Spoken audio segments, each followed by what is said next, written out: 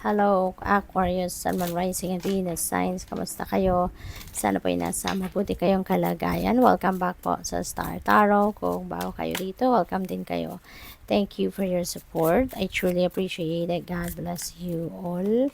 Una mensahe ninyo, regalo, no? So, pwedeng kayo yung kayo yung magbibigay ng regalong ito or baka kayo yung magre-receive ng regalong ito.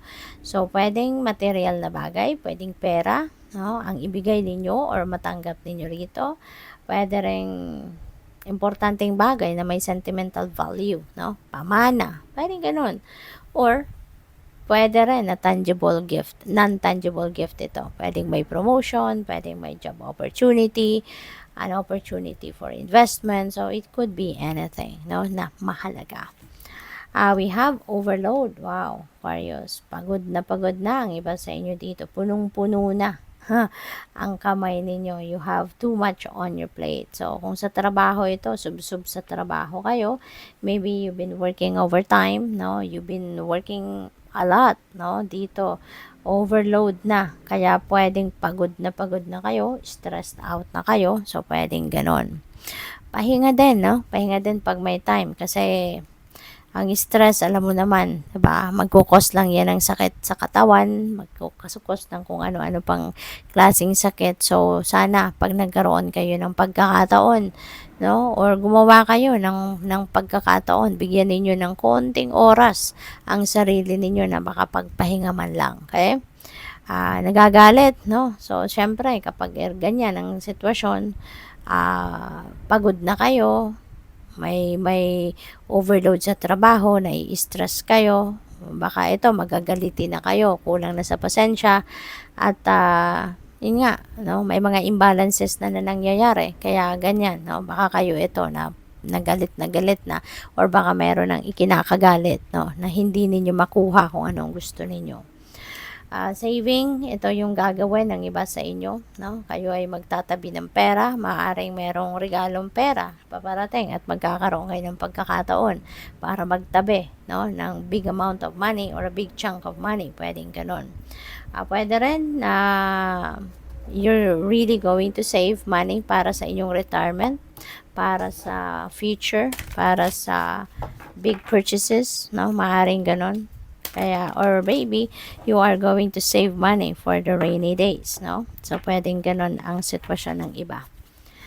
We have obstacles and challenges. Maaring mayroong mga pagsubok, no? Na may mga pagsubok kayo sa buhay na may experience sa ngayon. Pero, this is number 5.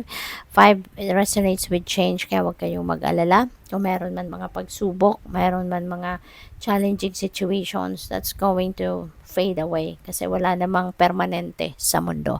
Everything changes, everyone evolves. Kaya makakahanap at mahahanap ninyo yung way out dito at malalagpasan ninyo yan. We have rejoice and celebration. See? Maaari sa ngayon, no, mahahanap nyo na yung way out dyan at maaaring yan ay pagtatagumpayan nyo na, kaya magkakaroon na kayo ng pagkakataon para magkakaroon ng kayo ng rason para kayo mag-celebrate, para kayo magsaya, hindi ba? So, congrats to that. Pwede rin na may mga okasyon dito, no? Baka may okasyon, may mga birthday, kasalan, kung ano-ano pa, mga celebration, pwedeng kayo yung mag-host or pwedeng kayong maiimbitahan. Choose wisely. Ayan, meron kayong kailangan pagdesisyonan na choices, options, no? Maraming opportunities siguro ang nandiyan dyan na pagpipilian ninyo. Kaya ito yung panawagan sa inyo. Piliin ninyo ng maayos or mamili kayo ng maayos. Pag-isipan mabuti. Don't jump into conclusion right away. Don't jump into an option right away na hindi ninyo pinag-aralan, hindi ninyo inobserbahan, hindi ninyo inalam. Okay?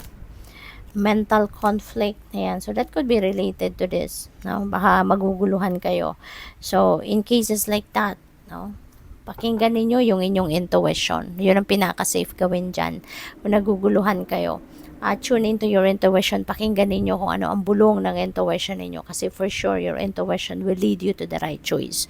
Your intuition will lead you to the right path. No? Ituturo nito sa inyo kung ano ang tama, kung ano ang dapat, kung ano yung perfect para sa'yo.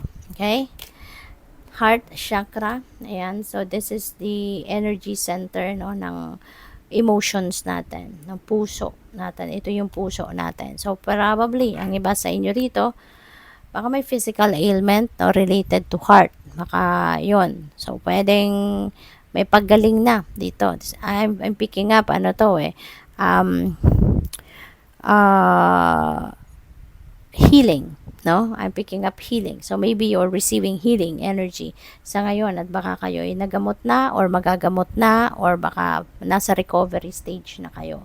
Pwede rin naman na ano to, emotional struggle, emotional problems, no? So pwedeng yun ang pinagdadaanan ng iba sa inyo. But as I've said, no, pwedeng ano to, healing na ang paparating, no? Kaya kung ano man ang mga kaguluhan sa dibdib ninyo, sama ng loob, ano, rest assured that it's going to ano na, rest assured that's going to be fading away na, kasi magagamot na yan, no? So good luck. Thank you for watching. Love and light. Namaste.